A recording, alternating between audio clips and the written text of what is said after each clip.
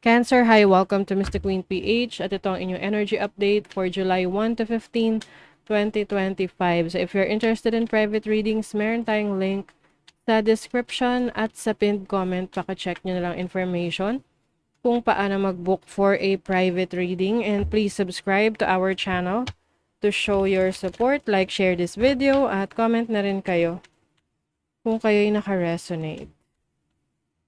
Okay, let's see Cancer.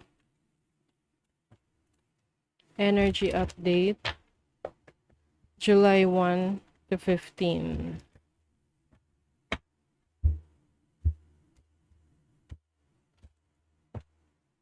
This is your overall energy, possible challenge, opportunity, blessings.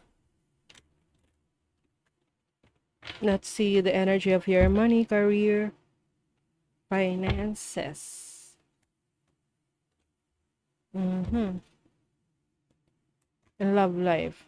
Okay. Bottom of the deck is the Four of Swords. Healing. Okay, you are still in the process of healing.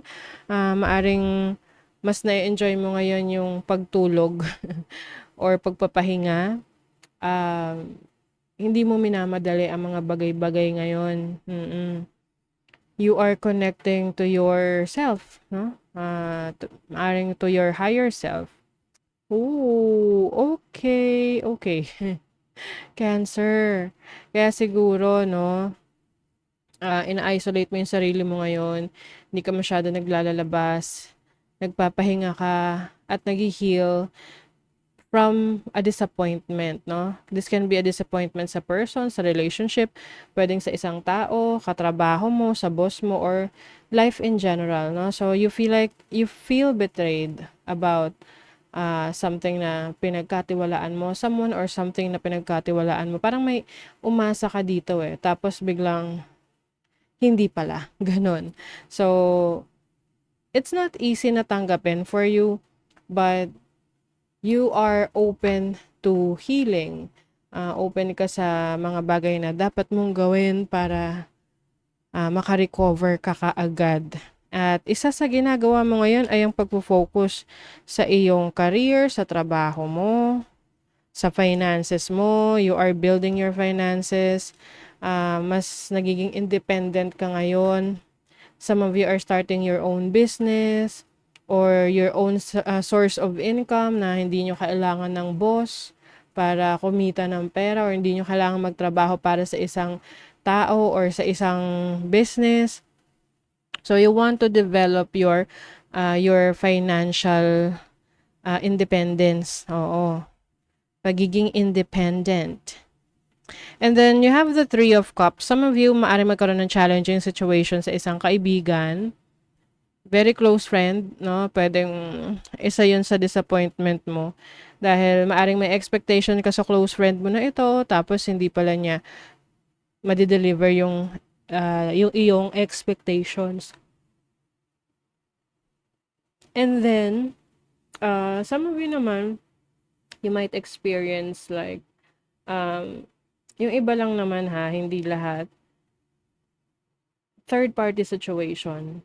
So, ang third party situation can be a person, tatlo kayo sa isang relationship, or merong umi-extra sa relationship ninyo, or kumukuha ng oras at panahon ng partner ninyo, or kumukuha ng oras at panahon nyo sa partner ninyo. So, pwedeng sa side mo yung third party or sa side ng person mo. Kasi yung third party can be the family or the immediate family of the person that you are connecting with.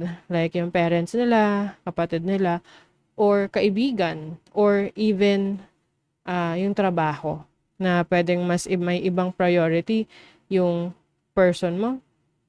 Kaya para kang nakikipag kompetensya ng time, nakikipag-share ng time, energy, efforts nung person mo. So, your opportunity is the Four of Cups. This is, ang opportunity dito is about gratitude. Yung attitude of gratitude. Kasi minsan, no, parang,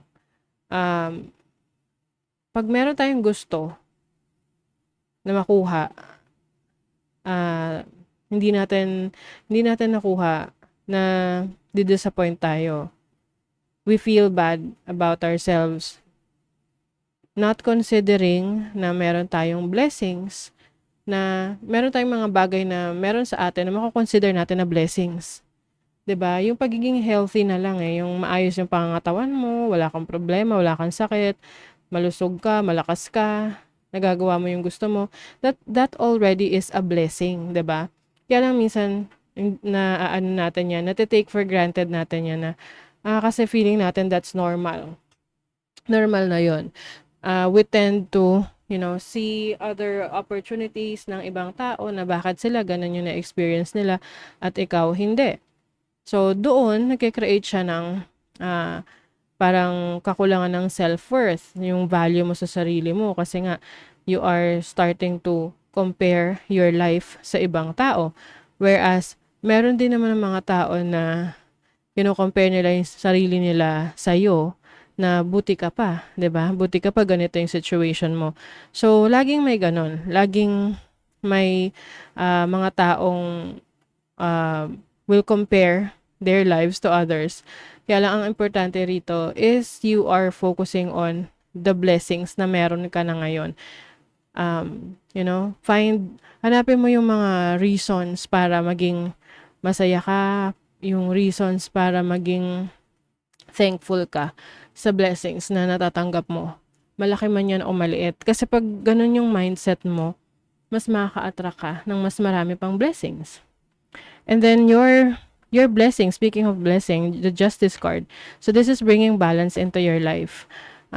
Kung may mga bagay na hindi mo masyadong napapansin, naaasikaso, nabibigyan ng attention, ngayong first half ng July, yung mga priorities mo, mapapanindigan mo na. And kung meron rin kayong court cases, kasi Justice card also talks about court cases, kung blessing ito para sa inyo, maaring kayo yung mananalo, kayo yung papaboran, or merong iuurong na yung demanda, or kung ano pang case na yan. So, let's see. Sa money, career, finances, 8 of swords, yung iba sa inyo meron kayong gustong gawin, i-pursue, kaya lang napipigilan kayo. Pwedeng may pumipigil sa inyo na lack of self-worth, na iniisip nyo, hindi ko kaya yan, or nakakahiya, hindi ganun kalakas yung loob ko. So, meron ka namang resources Kaya mo siya. Kung titingnan mo tong picture na to, 'di ba? Meron siyang wings, meron siyang pakpak para lumipad, tapos yung cage na kinilalagyan niya bukas naman, 'di ba? Ang kailangan lang niyang gawin is gumalaw-galaw lang siya ng konti para matanggal niya yung wings niya dito sa pagkakaipit at buksan to para makalipad siya, 'di ba?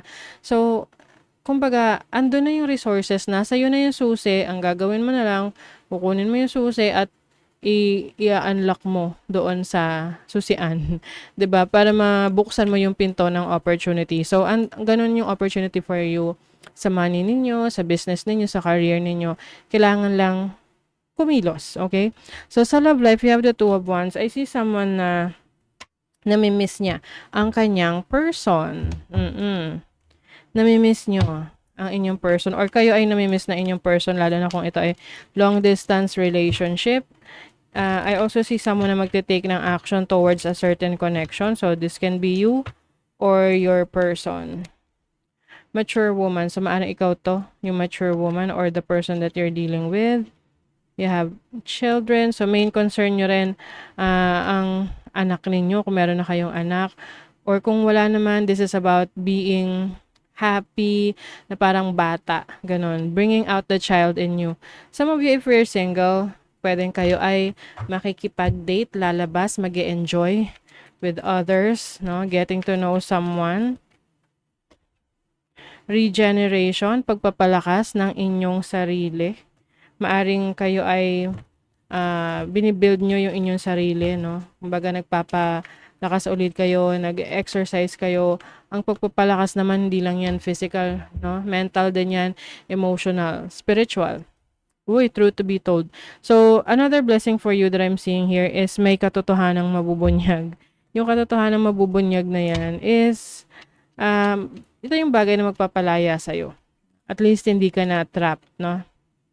Ayan, no? Feeling of freedom, bodybuilder. So, ayan na nga, pagpapalakas ng inyong pangangatawan. Breaking free. So, yung iba sa inyo, umaalis kayo sa isang limitasyon. You are finally breaking free. Hindi mo na isipin yung opinion ng iba. Inner child. Don't take life too seriously. Yes. Mag-enjoy ka rin, syempre. Hindi porket may problema, may challenges, dun ka na lang magmumukmuk ka na sa isang tabi.